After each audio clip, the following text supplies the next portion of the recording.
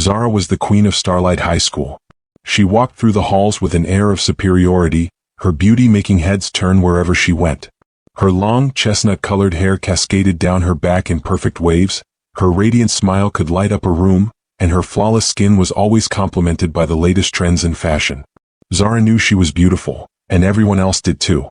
It made her feel invincible. But beauty alone was not enough to keep Zara's attention for long.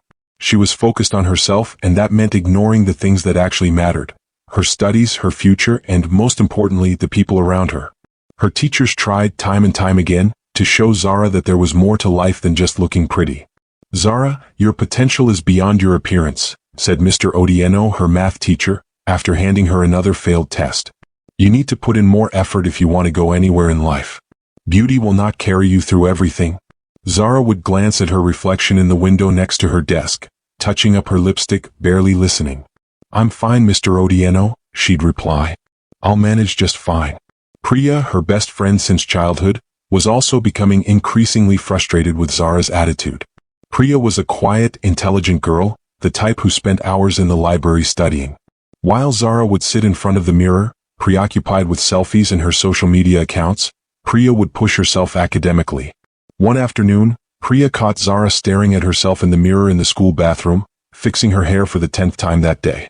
"Zara, this is getting out of hand," Priya said, her voice laced with concern.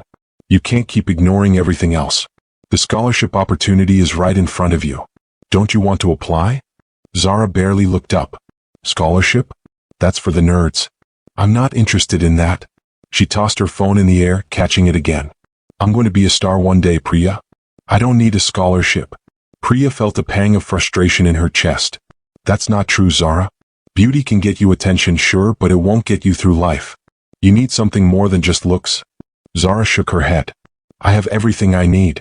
The excitement in the school was palpable when the principal announced that Starlight High School had been chosen to offer a scholarship to a prestigious international university. It was an opportunity that could change a student's life forever, a chance to attend a world-renowned institution and receive a top-tier education. The scholarship would be awarded to one student who demonstrated academic excellence and leadership qualities. "I can't believe this is happening," Priya exclaimed to Zara, clutching her friend's arm as they walked through the halls. "This is your chance. You have to apply." But Zara wasn't interested. "Why would I? That scholarship is just for a bunch of bookworms," she dismissed, glancing at her reflection in a nearby window as she walked by.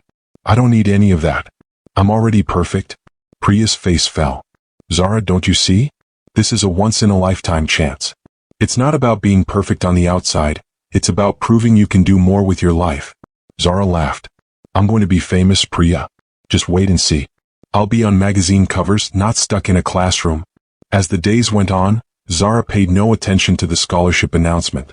She spent her time at the beauty salon, pampering herself, attending parties, and gaining attention on social media. Meanwhile, Priya threw herself into her studies, determined to apply for the scholarship and improve her academic standing. As the weeks passed, Zara's academic performance continued to plummet. Her grades were atrocious, and she refused help from anyone who tried to offer it. When Mr. Odieno handed back the test results from the latest exam, Zara's heart sank. Her eyes widened as she stared at the grade. She looked up at Mr. Odieno, but he was already walking away. "Zara, please come see me after class," he called out, his tone weary but concerned. When the bell rang, Zara shuffled to the front of the class, her face flushed. "Zara, I'm genuinely worried," Mr. Odieno began. "You have the ability, but you're not putting in the effort. You're on the brink of failing this class. If you don't get it together, you won't graduate." Zara sighed, brushing a stray hair behind her ear. "I'll be fine, Mr. Odieno. I don't need this class." "You do need it," he said sternly. "Life isn't just about looks, Zara. You have to work hard for the future you want." But Zara didn't listen. She shrugged him off and went back to her day, telling herself that everything would work out. A few days later, Zara was called to the principal's office. When she entered, she saw Priya sitting there looking uncomfortable. Zara's heart skipped a beat. "Sit down, Zara," Mrs. Aking, the principal, said in a serious tone. "We need to talk." Zara's mind raced as she took a seat, glancing nervously between Priya and Mrs. Aking. "We've been reviewing your academic records," Mrs. Aking began. "And we've discovered something that concerns us." She opened a folder and pulled out a stack of papers.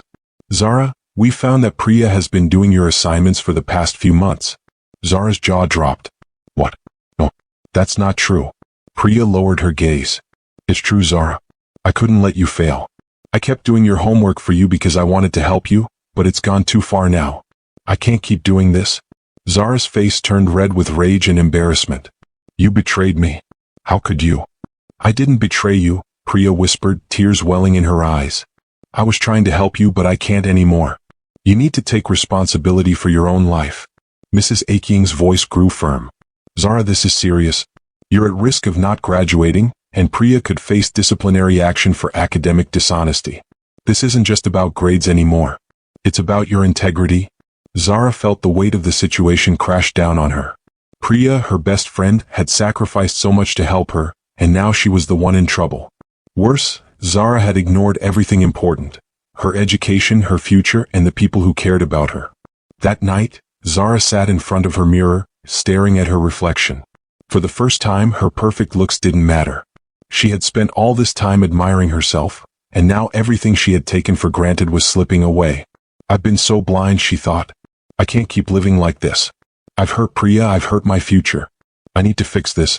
With trembling hands, she gathered her textbooks. The pages felt foreign to her, the equations and essays seeming like mountains she had to climb. But she couldn't give up. Not now. The next day, Zara went to school with a new resolve. She walked up to Priya during lunch, guilt heavy on her chest. Priya, Zara said, her voice shaky. I'm so sorry. I was selfish and I let you down.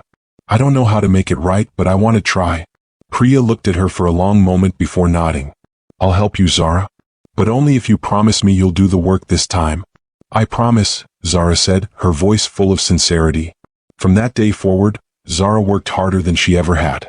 She stayed after school for extra tutoring sessions, studied with Priya, and completed every assignment on her own. Her grades began to improve little by little. She still wasn't perfect, but she was trying. Finals came and Zara was nervous. She had never felt so uncertain about her future, but she had done everything she could. When the results were posted, Zara's heart raced. She nervously scanned the list and then, there it was. Her name was there, marked in bold. She had passed. She had made it. At the graduation ceremony, Mrs. Aking announced the students who had excelled. This year, we've seen the greatest growth from a student who started off in the wrong direction but turned it around completely, Zara Mwangi. The audience erupted into applause. Zara stood, overwhelmed, and looked toward Priya, who smiled at her proudly. As Zara stood in front of the mirror that night, she saw something different. Not just the girl who had relied on beauty to get by, but the girl who had worked hard, admitted her mistakes, and grown. She wasn't just beautiful anymore. She was strong, determined, and capable of anything she set her mind to. Zara realized at last that beauty was fleeting, but effort and integrity were forever. And with that lesson in her heart, she knew her future was finally in her hands. Hit that subscribe button and turn on notifications so you never miss a story. Let's embark on this incredible journey together and celebrate the magic of African storytelling. Thank you for your support and welcome to our storytelling family. Feel free to adjust any part of this request to better fit your channel style or focus.